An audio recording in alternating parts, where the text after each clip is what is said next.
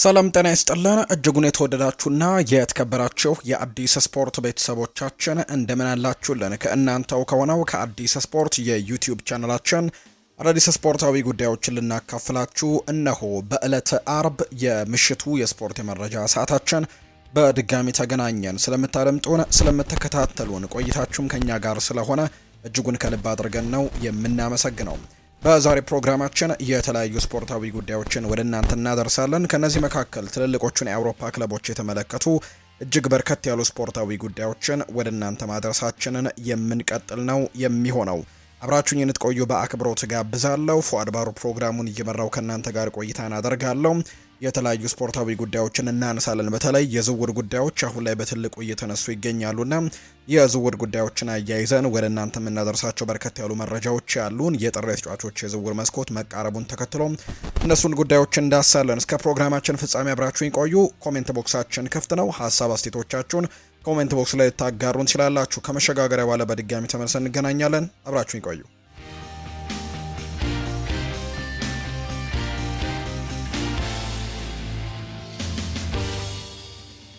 የአፍሪካ ጉዳይን በተመለከተ አንድ መረጃን እናንሳ። ሞዛምቢክ ለብሔራዊ ቡድኑ ጉርሻ እንዳዘጋጀች ይፋ ተደርጓል። የሞዛምቢኩ ፕሬዝዳንት የሆኑት ዳንኤል ቻፖ ይባላሉ። በአፍሪካ ዋንጫው ጥሎ ማለፍ ለደረሰው የሀገሪቱ ብሔራዊ ቡድን ጉርሻ እንዳዘጋጁለት ነው የተነገረው። በተለይ ብሔራዊ ቡድኑ ምርጥ ሶስተኛ ሆኖ ነው ወደ ቀጣዩ ዙሪያ ያለፈው። ምርጥ ሶስተኛ ሆኖ 16ቱን የተቀላቀለው ሞዛምቢክ ብሔራዊ ቡድን በጥሎ ማለፉም ከናይጄሪያ ጋር ነው ጨዋታዋን የምታደርገው።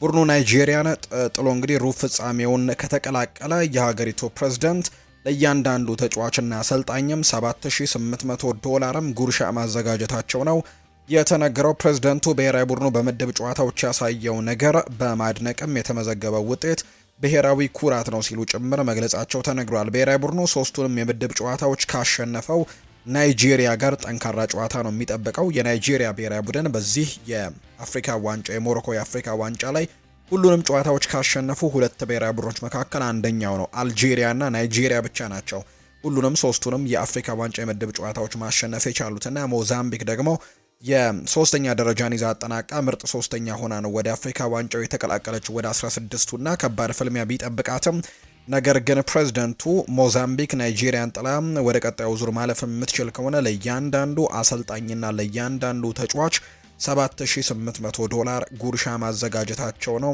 ይፋ እየተደረገ የሚገኘው። ብሔራዊ ቡድኑ ሶስቱንም የምድብ ጨዋታዎች ካሸነፈው ናይጄሪያ ጋር ይጫወታል። የናይጄሪያና የሞዛምቢክ ጨዋታ ደግሞ ዕለተ ሰኞ ምሽት 4 ሰዓት ሲል የሚደረግ ጨዋታ ነው። ነገር ግን ሞዛምቢኮች አሁንም ቢሆን ያመጡት ውጤት ግን ለሀገሪቱ በጣም ኩራት እንደሆነ ጭምር ነው ፕሬዝዳንቱ ጨምረው የተናገሩት። ክለቦችን የተመለከቱ ስፖርታዊ ጉዳዮችን እናንሳ። ማንቸስተር ዩናይትድን የተመለከቱ መረጃዎችን ነው በቀዳሚነት የምናነሳው። የጥር ተጫዋቾች የዝውውር መስኮት እንደተከፈተ ይታወቃል። ይሄ የዝውውር መስኮት ሲከፈት ደግሞ ከማንቸስተር ዩናይትድ ቤት ይለቃሉ ተብሎ የሚጠበቁ ተጫዋቾች እንዳሉ ይታወቃል። አንደኛው ኮቢ ማይኖ ነው። ይህ ተጫዋች በማንቸስተር ዩናይትድ የቋሚነት እድልን አለማግኘቱን ተከትሎ በዚህ ምክንያት ምናልባት ሊለቅ ይችላል የሚሉ አይነት ሀሳቦች ሲነሱ ነበር። የዓለም ዋንጫውን ደግሞ ምክንያት በማድረግ በክረምቱ በ2026 መጨረሻ ላይ የዓለም ዋንጫ ይደረጋልና በዛ የዓለም ዋንጫ ውድድር ላይ መካፈል ስለሚፈልግ ተጫዋች ምናልባት በቶማስ ቱሄል የእንግሊዝ ብሔራዊ ቡድን ውስጥ ለመካተት ደግሞ የቋሚነት እድልን ማግኘት ይኖርበታል ተብሎ ይታሰባል። ይህ ተጫዋች ባለፉት ሳምንታት እድሎችን ያገኛል ተብሎ ታስቦ ነበር የብሩኖ መጉዳትን ተከትሎ። ነገር ግን ብሩኖ በተጎዳበት ሰዓት ኮቢ ማይኖም ጉዳት ስለገጠመው አሁንም ቢሆን የጨዋታ እድሎችን ማግኘት የሚችልበት እድል እንደባከነ ነው በርካቶች የሚያምኑት። በአመቱ ምንም የፕሪሚየር ሊግ ጨዋታን በቋሚነት አልጀመረም። ይህ ተጫዋች በጥር የዝውውር መስኮትም ማንቸስተር ዩናይትድን ሊለቅ እንደሚችል ሲነገርም ቆይቷል። ይህም ደግሞ ኮቢ ማይኖ በጥር የዝውውር መስኮት ትኩረቱ ሊሆኑ ከሚችሉ ተጫዋቾች መካከል አንዱ እንዳደረገው ነው የተነገረው። ኮቢ ማይኖ በአሁኑ ሰዓት በሴሪያው ክለብ ናፖሊ ነው በከፍተኛ ክትትል እየተደረገበት እንደሚገኝ የታወቀው። ከዚህ በፊትም ለመግለጽ ተሞክሯል። 10 እና 12 ክለቦች ያክል ስማቸው የተጠቀሱ ክለቦች ያሉ ከኮቢ ማይኖ ጋር ፍላጎት እንዳላቸው የተገለጹ፣ ነገር ግን በአብዛኛው ትልቁ ትኩረት የሆነው በጣሊያኑ ክለብ ናፖሊ እንደሆነ መረጃዎች ያሳያሉ። በናፖሊ የማንቸስተር ዩናይትድ ተጫዋቾችን በማስፈረምና በማሻሻልም እንደ ስኮት ማክቶሚኔ እንደ ራስመስ ሆይሉንድ አይነት ስኬታማ የማድረግም ፍላጎት እንዳላቸው ነው በኮቢ ማይኖ ላይም የሚገለጸው።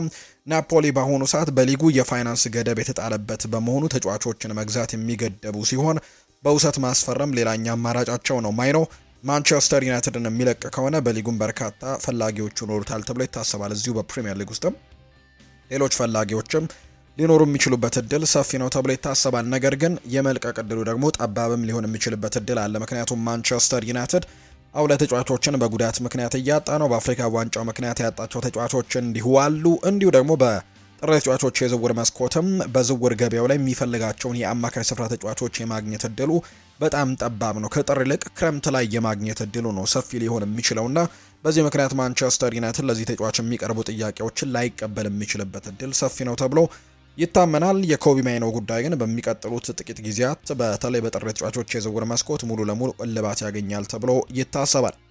አትሌቲኮ ማድሪድ በጥር ተጫዋቾች የዝውውር መስኮት ኮነር ጋላገርን በውሰትም ሆነ በቋሚ ውል የመልቀቅ ምንም አይነት ፍላጎት የለውም ተብሏል። ማንቸስተር ዩናይትድ ምናልባት በዚህ የጥር ተጫዋቾች የዝውውር መስኮት የአማካይ ስፍራ ተጫዋች ካስፈረመ በውሰት ነው ሊሆን የሚችለው። የሚያስፈርማቸው እጩዎች ውስጥ መካከል ደግሞ ይኸው የአትሌቲኮ ማድሪዱ ተጫዋች የሆነው ኮነር ጋላገር ይገኝበት እንደነበር ይታወቃል። ነገር ግን ኮነር ጋላገርን የማስፈረም እድላቸው ጠባብ እንደሆነ ነው የተገለጸው። ምክንያት ከተባለ አትሌቲኮ ማድሪድ በዚህ የጥር ተጫዋቾች የዝውውር መስኮት ተጫዋቹን በውሰትም ይሁን በሽያጭ የመልቀቅ ምንም አይነት ፍላጎት የለውም ተብሏል። ዲየጎ ሲሞኔ ይህንን ተጫዋች በቡድን ውስጥ ማቆየትን ምርጫው ያደርጋል። ምንም እንኳን ቀዳሚ ምርጫው እንኳን ባይሆን ነገር ግን በቡድን ውስጥ እንዲቆይ ይፈልጋል የሚል ዘገባ ከመውጣቱ ጋር በተያያዘ አትሌቲኮ ማድሪድ በዚህ የጥር ተጫዋቾች የዝውውር መስኮት ይህንን ተጫዋች የመልቀቅ እድሉ ጠባብ ነው።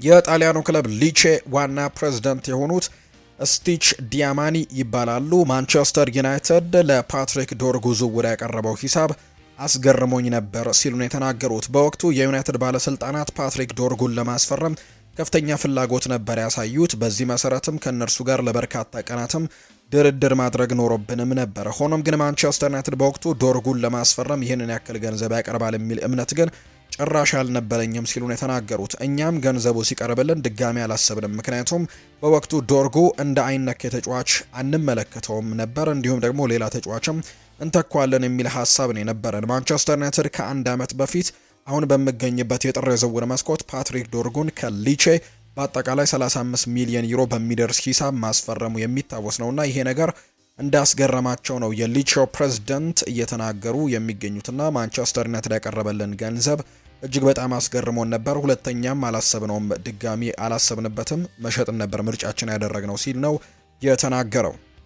የአርሰናልን ጉዳዮች እናንሳ። ዴክላን ራይስ ስለመድረሱ እርግጠኛ አይደለሁም ብሏል ሚኬል አርቴታ። የአርሰናል አሰልጣኝ ሚኬል አርቴታ ዴክላን ራይስ ለቦርንመዝ ጨዋታ መድረሱን እርግጠኛ እንዳልሆነ ነው የተናገረው። በጨዋታው ስለመድረሱ እስካሁን አናውቅም ያሉት አርቴታ ገና የለመመድ ጊዜ ያለን እንዴት እንደሆነም እንመለከተዋለን። የአስተን ቪላ ጨዋታ ለሱ ፈጥኖበት ነበር ነው ያለው። በሌላ በኩል ሪካርዶ ካላፊዮሪ፣ ክሪስቲያን ሞስኩዌራ ከጨዋታ ውጭ መሆናቸውን አሰልጣኝ ሚኬል አርቴታም ተናግረዋል። ከቦርንመዝ ጋር ከሚያደርጉት ጨዋታ በፊት የተናገሩት ሀሳብ ነው። በ19 ጨዋታዎች 12 ግቦች ብቻ የተቆጠሩበት አርሰናል በጠንካራ የተከላካይ ክፍሉ በቀዳሚነት ተቀምጧል። በዚህ የውድድር ዓመት አነስተኛ ግብ የተቆጠረበት በፕሪሚየር ሊግ የሚገኘው ቡድንም አርሰናል ነው። በጠንካራ መከላከሉም ቀዳሚ ሆኗል።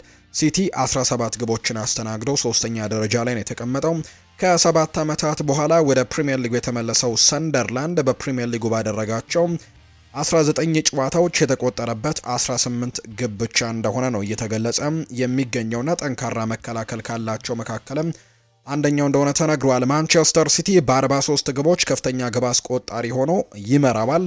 አርሰናል በአንጻሩ 37 ግቦችን በማስቆጠር ሁለተኛ ደረጃ ላይ የተቀመጠ ቡድን ነው። ቦርንመስ፣ ሊድስ ዩናይትድ፣ ኖቲንግሃም ፎረስት፣ ዌስትሃም ዩናይትድ፣ በርንሌ እና ወልቨርሃምፕተን ወንደረርስ ደግሞ ከ30 በላይ ግቦች የተቆጠረባቸው ክለቦች እንደሆኑ ቁጥሮቹ ያሳያሉ። የአርሰናል ተጫዋቾች ምንም አይነት ቀይ ካርድ አልተሰጣቸውም ብሏል አርቴታ ሲናገር። 11 ተጫዋቾች በሜዳ ላይ ማቆየት ምን ያክል አስፈላጊ እንደሆነ ሙሉ በሙሉ እናውቃለን ሲልም ጭምር ነው የተናገረው። ባለፈው ዓመት ይህንን ማድረግ አልቻልንም፣ እናም ከቦርንመዝ ጋር ባደረግነው ባለፈው ዓመት ሁለቱንም ጨዋታዎች ተሸንፈናል ሲልም ነው የተናገረው። ያ ጨዋታ ምን ያክል ከባድ እንደሆነ፣ ይህ ቡድን ምን ያክል ጠንካራ እንደሆነና በሁሉም ደረጃዎች እንዴት አደጋ ሊፈጥር እንደሚችል በደንብ የምናውቀው ቡድን ነውና በአሁኑ ግን በጣም ጠንቃቃ መሆንና ጨዋታውን ለማሸነፍ ጠንክረን መስራት ይኖርብናል ሲል ነው ሚኬል አርቴታ የተናገረው። ኢታን ንዋኔሪስ በውሰት ይለቃሉ ተብሎ ተጠይቆ ነበር። አርቴታ እያንዳንዱ ተጫዋች በጣም አስፈላጊ ነው፣ እናም የራሱ ሚና አለው። ያ ሚና በውድድር ዘመኑ በሙሉ የተለያዩ ምክንያቶችም ሊለወጥ ይችላል። ሁሉም ሰው ለጨዋታ ዝግጁ መሆን አለበት ሲልም ነው ስለ ኢታን ንዋኔሪ በውሰት መልቀቅ ተጠይቆ ምላሹን የሰጠው። ስለ ኤንዞ ማሬስካ መልቀቅም አስቴቱን ተጠይቆ ነበር። አርቴታ መልካም እንዲሆንለት እመኛለሁ፣ እንደ ሰው እና እንደ ባለሙያ ደግሞ ኤንዞንም በጣም አድናቂው ነኝ ሲልም ጭምር ነው የተናገረው። በቼልሲ አስደናቂ ብቃትን አሳይቷል፣ እናም ደግሞ ይህ የክለቡ ውሳኔ ነው፣ መልካሙን ሁሉ እመኝለታለሁ ሲልም ጭምር ነው ሀሳቡን እየተናገረ የሚገኘው አሰልጣኝ ሚኬል አርቴታ። ሌላኛው የሚነሳው ጉዳይ ደግሞ ከትሮሳርድ ጋርም ያነሳቸው ጉዳዮች አሉ። አርቴታ ሲናገር ከትሮሳርድ ብቃት ጋር በተያዘ እሱ በየጊዜው እየተሻሻለ ነው ብዬ አስባለሁ፣ በየወቅቱ ወደ ከፍተኛ ደረጃም ይደርሳል። እሱ በጣም ብልህ ተጫዋች ነው፣ ተስማሚ ሚናውን ያገኛል፣ እናም እዚህ የበለጠም እየበሰለ ነው፣ በራሱ ላይ ያለው እምነትም እየጨመረ ነው፣ እናም የሚያምሩ ጊዜያቶችን መፍጠር የሚችል ተጫዋች እንደሆነም አውቃለሁ ሲልም ጭምር ነው የተናገረው። የትሮሳርድ ውልን ማራዘም ትፈልጋለህ ወይ ተብሎም ተጠይቆ ነበር። አርቴታ በሱ በጣም ደስተኞች ነን ሲል ይናገራል። ስለሱ ብዙ ጊዜ እንደተነጋገርን ይታወቃል። እዚህ በመሆኑ ደስተኛ ነው ሲል ጭምር ነው የተናገረው ሚኬል አርቴታ። ማንቸስተር ሲቲን እንመልከት። የአንቷን ሴሜኒዮን ዝውውር በተመለከተ እናንሳ። የጥር ተጫዋቾች የዝውውር መስኮት በይፋ መከፈቱን ተከትሎ ክለቦች ቡድናቸውን ለማጠናከር ይንቀሳቀሳሉ ተብሎ ይጠበቃል። በዝውውር መጀመሪያ ቀናትም ይጠናቀቃል ተብሎ የሚጠበቀው የቦርንመዙ ተጫዋች አንቷን ሴሜኒዮ ዝውውር ነው። ተጫዋቹ በቦርንመዝ ያለው የ65 ሚሊዮን ፓውንድ ኮንትራት ማፍረሻ ስምምነትም እንዲሁ ደግሞ በወሩ መጀመሪያ ላይም 10 ቀናት ላይ ብቻ ነው የሚተገበረው። የዝውውር መስኮቱ በተከፈቱም የመጀመሪያዎቹ 10 ቀናት እስከ ጃንዋሪ 10 ድረስ ብቻ ነው የውል ማፍረሻ ላይ ያለው ገንዘብን መክፈል የሚቻለው። ከዛ ውጭ ግን ከሆነ ቦርንመዞች አዲስ ገንዘብን መደራደር ይችላሉ። አሁን 65 ሚሊዮን ፓውንድ ነው ኮንትራት ማፍረሻው ላይ ያለው። ስለዚህ ሲቲ በእነዚህ 10 ቀናቶች ብቻ ነው ይህንን 65 ሚሊዮን ፓውንድ ቶሎ ከፍሎ መውሰድ የሚችለው። ከዛ በኋላ ግን ከሆነ ቦርንመዞች ገንዘቡን ከፍ ማድረግም ምርጫ ስለሚኖራቸው ሲቲዎች በዚህ 10 ቀን ውስጥ ዝውውር ያደርጋል ተብሎ እንደሚታሰብ ነው ዘገባዎች የሚያሳዩት። ይህንን ተከትሎ ተጫዋቹ በቀጣይ ጥቂት ቀናት ሌላ ክለብ በመቀላቀል የመጀመሪያው ትልቅ ዝውውር ሊሆን ይችላል ተብሎ ይታሰባል። በበርካታ ክለቦች ሲፈለግ የቆየው አንቷን ሴሜኒዮ ማንቸስተር ሲቲን መቀላቀል እንደሚመርጥም ፍንጭ መስጠቱ የሚታወስ ነው። ማንቸስተር ሲቲ በቀጣይ ቀናትም የውል ማፍረሻውን ከፍለው ተጫዋቹን የግላቸው ያደርጉታል ተብሎ ነው የሚጠበቀው። ፔፕ ጓርዲዮላ ትላንትና ምሽት ከሰንደርላንድ ጋር ጨዋታ ካደረጉ በኋላ የተለያዩ ጉዳዮችን አንስተዋል። ጥሩ ተጫውተናል፣ እናም ነጥብ አግኝተናል። በሁለተኛው አጋማሽ በጣም ጥሩ ነበርን። በግብ ጠባቂ ወይም በተከላካዩ ፊትም ብዙ እድሎችን አግኝተናል፣ ነገር ግን ግብ አላስቆጠርንም፣ አልተጠቀምንባቸውም። እርግጥ ነው ተጋጣሚያችን በማጥቃት አደገኛ ነበር፣ ነገር ግን በአጠቃላይ በተለይም ደግሞ በሁለተኛው አጋማሽ በቡድኑ አፈጻጸም በጣም ደስተኛ ነኝ ሲልም ጭምር ነው እየተናገረም የሚገኘው። እሱ ምስጢር ነው፣ መልሱን በትክክል አላውቅም። ስለ ሲቲ ጎል አለማስቆጠር ሲናገር እንደዚህ ያለ ቡድን ውስጥ ላይም ያውም ደግሞ በዚህ ስቴዲየም በመጀመሪያው አጋማሽ በጫናዎች ተቸግረናል። እንዳልኩ በሁለተኛው አጋማሽ ግን ብዙ እድሎችን ፈጥረናል። ሮድሪ ለኳሱና ለቡድኑ በሰጠው መረጋጋትም በርካታ መስመሮችን እንድንሰብር ረድቶናል። ከዚያም መሮጥ ችለናል። በ3 ቀናት ውስጥም ከቼልሲ ጋር ከባድ ጨዋታ አለብን። ስለዚህም ደግሞ ይህንን ረስተን ለዛኛው ጨዋታ መዘጋጀት አለብን ሲልም ጭምር ነው የተናገረው ፔፕ ጓርዲዮላ። ሳቪኖ ተጎድቷል ተብሎም ተጠይቆ ነበር። አዎ ጥሩ አይመስለኝም፣ ለዛ ነው ቀይረን ያስወጣ ነው ሲልም ጭምር ነው የተናገረው አሰልጣኝ ፔፕ ጓርዲዮላ። ቸልሲን ደግሞ እንመልከት። ቸልሲ ሮስኒየርን ዋና እጩ አድርጎ እንደ መውሰዱ መጠንና ነገሮችም ወደ ቀጣይ ደረጃ የሚደርሱ ከሆነ በሚል ስትራስቡርግ አዲስ አሰልጣኝ ማፈላለግ እንደጀመረ የሚያሳዩ መረጃዎች ናቸው እየወጡ የሚገኙት። ሊያም ሮስኒየር አሁንም በቸልሲ ውስጥ በጣም የሚደነቅ ሰው እንደሆነ እየተነገረ ነውና በቀጣይ ይህ አሰልጣኝ ወደዚህ ክለብ የመምጣት እድሉ ሰፊ ነው። ስትራስቡርግም ያንን ነገር ያመኑ ይመስላሉ። ስለዚህም ተተኪ አሰልጣኝ እያፈላለጉ እንደሚገኙ ነው መረጃዎች የወጡት። ፋብሪዚዮ ሮማኖ እንደተናገረው አዲሱ የቸልሲ አሰልጣኝ ይሆናል ተብሎ የሚጠበቀው ሊያም ሮስኒየር በአሰልጣኝነት ህይወቱ ያለው ቁጥራዊ መረጃዎችን ስንመለከት በደርቢ ካውንቲ 12 ጨዋታዎችን አድርጎ 7 ድል፣ 2 አቻና 3 ሽንፈት፣ በሃል ሲቲ 78 ጨዋታ አድርጎ 27 ድል፣ 28 አቻና 23 ሽንፈት፣ በስትራስቡርግ 62 ጨዋታዎችን አድርጎ 32 ድል፣ 13 አቻና 17 ሽንፈት የገጠመው አሰልጣኝ እንደሆነ ነው መረጃዎች የሚያሳዩት። አርቫሎ አርቤሎዋ በሪያል ማድሪድ ቤት ያለው አድናቆት እየጨመረ መጥቷል። ስሙም ለወደፊቱም ሻቪ አሎንዞን ለመተካት ዋና ቡድን አሰልጣኝ ይሆናል ተብሎ በእጩነት ከቀረቡ አሰልጣኞች መካከል አንደኛው ይሆናል ተብሎ ይታሰባል። ሻቪ አሎንዞም እንግዲህ ይልቀቅማ አሁን ላይ፣ ነገር ግን አርቫሎ አርቤሎዋ በቡድን ውስጥ ያለው ሚና ግን ትልቅ እንደሆነ ይነገራል። ወይም ደግሞ የወደፊቱ የሪያል ማድሪድ አሰልጣኝ የመሆን እድሉ በጣም ሰፊ እንደሆነ በርካቶች እያነሱ ይገኛሉ እና ይህ አሰልጣኝ በሚቀጥሉት ጊዜያት ሪያል ማድሪድን ማሰልጠኑ አይቀሬ እንደሆነ ነው የሚነገረው። ሻቪ አሎንዞ እንግዲህ የሚለቅበት ጊዜ አይታወቅም። የሚለቅ ሲሆን ግን አርቫሎ አርቤሏ ይህንን ቡድን የማሰልጠን እድሉ ሰፊ እንደሆነ ተነግሯል። ቶማስ ፍራንክ ይናገራል። እንደ ቡድን በመከላከል ረገድ ጠንካራ ካልሆንን ለረጅም ጊዜ መወዳደር አንችልም። በሌላ በኩል ደግሞ አደጋዎችን መውሰድና ደፍሮ ለማጥቃት ወደፊት መሄድም አለብን። ነገር ግን ይሄ ነገር መከሰት የሌለባቸው ቀላል የግል ስህተቶች አጋጥመውናል ትናንትና ምሽት። እርግጥ ነው እንደ ሻቪ ሲሞንስ እና ሉካስ ቤርግቫል ያሉ የማጥቃት ኃይሎቻችንን አጥተናል።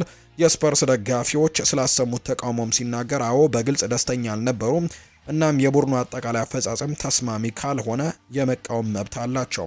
በመከላከሉ ረገድም ድንቅ እንድንሆን ግምት ውስጥ ማስገባት አለባቸው ሲልም ጭምር ነው እየተናገረም የሚገኘው። እንግዲህ በመከላከሉ ረገድ ድንቅ እንደሆነን ግምት ውስጥ ማስገባት አለባቸው። ከሊቨርፑል ጋርም እንደዛ የተጫወተ ከዚህ በፊትም በማንቸስተር ዩናይትድ ላይ 2 ጎሎችን በቀላሉ ያስተናገደና በቦርንመዝ ብቻ የማጥቃት ክፍላችን በእርግጠኝነት መሻሻል አለበት። ስለዚህም ማንም ምንም ጥርጥር የለውም ሲልም ጭምር ነው ቶማስ ፍራንክ እየተናገረ የሚገኘው።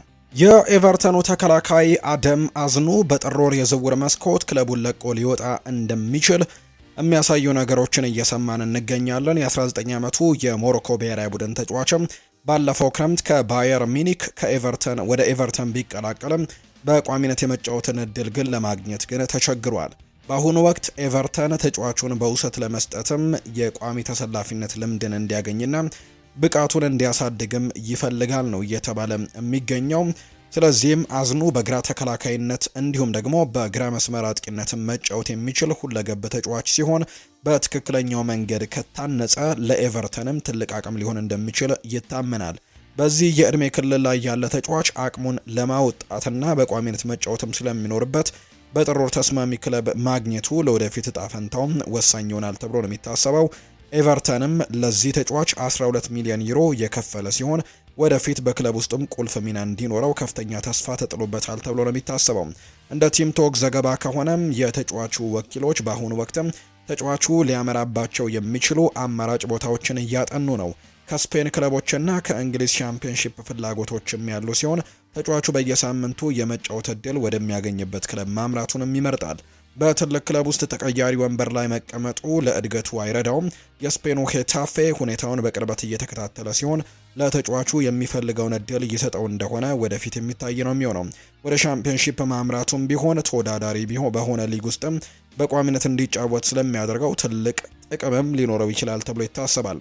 የ19 ዓመቱ ወጣት በዚህ የውድድር ዘመን በኤቨርተን ውስጥም በቋሚነት የመሰለፍ እድሉ አነስተኛ በመሆኑ ጊዜያዊ የወደፊት ቆይታውን በፍጥነት መወሰኑ ለራሱም ሆነ ለክለቡ ጠቃሚ ውሳኔ እንደሚሆን ነው በርካቶች ሀሳቦቻቸውን እየሰጡ የሚገኙት።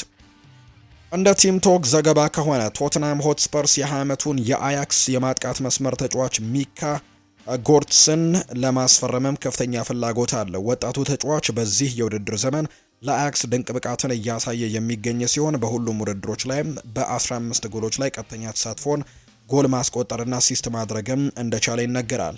ጎትስ ለሰሜን ለንደኑ ክለብ ከፍተኛ ጥራት ያለው ተጫዋች የመሆን አቅም ያለው ሲሆን ስፐርስ ዝውውሩን ሊያሳካው ይችል እንደሆነ ማየቱ ትኩረት የሚስብ ጉዳይ ነው። ቶተናም በማጥቃት ክፍሉ ላይ ተጨማሪ ጥራትና አማራጭ ተጫዋቾችን መጨመር ይፈልጋል። ክለቡ ባለፉት ጥቂት ወራትም ከበርካታ አጥቂዎች ጋር ስሙ ሲያያዝ የቆየ ሲሆን በተለይም በመስመር ላይ ለሚጫወቱ ተጫዋቾችም ባለው ፍላጎት የ20 ዓመቱ ጎርትስም መፈለጉ የሚያስገርም አይደለም። ይህ ተስፋ ሰጪ ወጣትም ለወደፊቱ ትልቅ ደረጃ የመድረስ አቅም ስላለው ስፐርስ ይህንን አቋሙንም እንዲያወጣ ደግሞ ሊረዳው ይችላል ተብሎ ነው የሚታሰበው።